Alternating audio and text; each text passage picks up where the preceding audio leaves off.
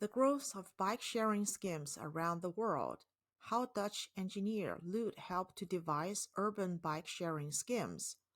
The original idea for an urban bike-sharing scheme dates back to a summer's day in Amsterdam in 1965. Provo, the organization that came up with the idea, was a group of Dutch activists who wanted to change society. They believed the scheme, which was known as the Wit-Feeten Plan, was an answer to the perceived threats of air pollution and consumerism. In the center of Amsterdam, they painted a small number of used bikes white. They also distributed leaflets describing the dangers of cars and inviting people to use the white bikes. The bikes were then left unlocked at various locations around the city to be used by anyone in need of transport. Lude, a Dutch industrial engineer who still lived and cycles in Amsterdam, was heavily involved in the original scheme. He recalls how the scheme succeeded in attracting a great deal of attention, particularly when it came to publicizing Provo's aims, but struggled to get off the ground. The police were opposed to Provo's initiatives, and almost as soon as the white bikes were distributed around the city, they removed them.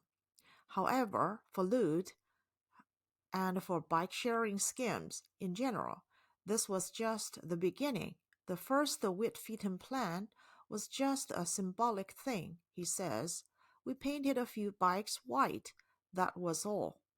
Things got more serious when I became a member of the Amsterdam City Council 2 years later. Lude seized this opportunity to present a more elaborate Wit-Feeten plan to the city council. My idea was that the municipality of Amsterdam would distribute 10,000 white bikes over the city for everyone to use, he explains. I made serious calculations.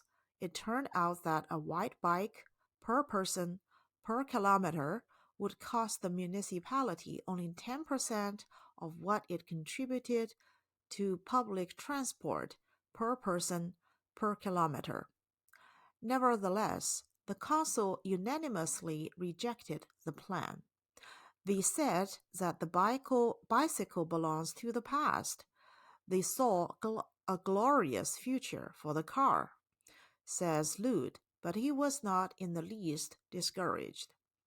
Lude never stopped believing in bike sharing, and in the mid-90s, 2 Danes asked for his help to set up a system in Copenhagen. The result was the world's first large-scale bike share program. It worked on a deposit. You dropped a coin in the bike, and then when you returned it, you got your money back.